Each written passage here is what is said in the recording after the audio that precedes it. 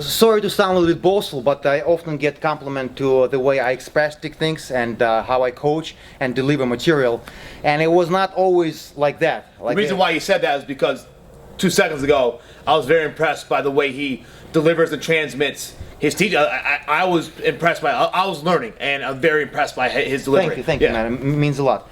So when I switched from competition to coaching, I was like a good athlete, and I would expect my people to do the same. So I'd be impatient and sometimes maybe not entirely polite, like not understanding how somebody cannot get like a back roll. So it took years of defining your coaching ability and realizing that conceptual learning is even more important sometimes than technical learning. So in other words, often I concentrate on movement before move. So what I mean is that moving patterns sometimes are more important than actual moves. So for example, if I do not know how to do back roll, there's no way I'm going to do sumigaeshi tomonage. So back roll is a movement and tomonage is a move. Okay? Or if I cannot squat my own goddamn body weight, there's no way I'm going to get under somebody and suplex. So squat is a movement and a suplex is a move. Or if I cannot do regular bridge by myself, if I cannot do regular bridge this way, I should not even be starting doing suplex or any back arch like salto, lateral drop or whatever. Movements first, move second. And that was one of my coaching things.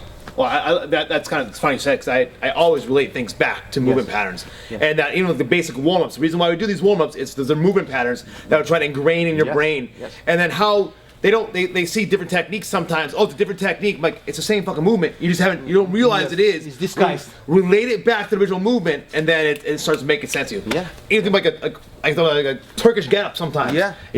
That's technical stand-up, or that's exactly. It's the same thing. Basic lunge is your shot, Yeah. If your knee does not drop, if you bent over, you'll have a shitty shot. But if you if this is your lunge, that's all you set up for outside singles, high crotches. It's all right there. Yeah. So, movement patterns and awesome coaching. Sorry, do you have a tip for the cameraman? I love to. I want to shoot, but I'm stiff in the hips. Is there any type of exercise just to, like you said, step one? Dude, lunges or weighted lunges is awesome. Weighted lunges? What do you mean by that? Like holding weights in your hand? You have 2 kettlebells that call suitcase. Yeah. You have 2 kettlebells on either side, and you just drop that knee, or you can do threaded lunge. 1 kettlebell, right? Lunge, thread it over, come back, thread it over.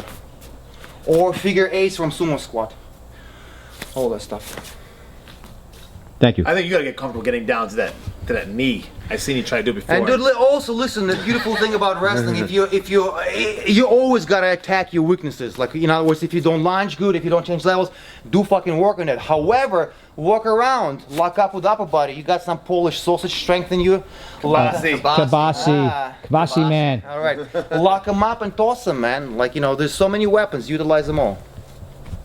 That was one of the things that I had liked about you, going back to that Uchimata video, was that was so well explained. Thank you. And it was just like, and that's why I said I learned so much. Replacement, because a lot of people Uchimata, they go one leg and they throw like this. And it's too long. Clang. Yeah. Yes, one plate machine, clang. So I gotta be in a committed position. Once I'm here, it's called dysplasia principle, right? I put one foot here. Once my support leg goes where my tripping leg is, I'm gonna have to commit. So that little swing and my good grip will result in a good throw. And if I get here, that's clean. Once I get here, whoop, that's Uchimata. Yeah, I was watching you do it before, and now I was like, and you said it right there, and realized that you're committing to almost falling over. Yes. And it's like you have to commit that way. Yes. You see a lot of students will do that same thing. They've got that. They're like, how come I'm not getting Uchimata? How come they haven't got Hold on. Yeah. Not committed. I love that. That's good. I'm gonna quit. I'm learning a lot. Not just mentally, but posturally, Right. Yeah. I think you have a knack for explaining things.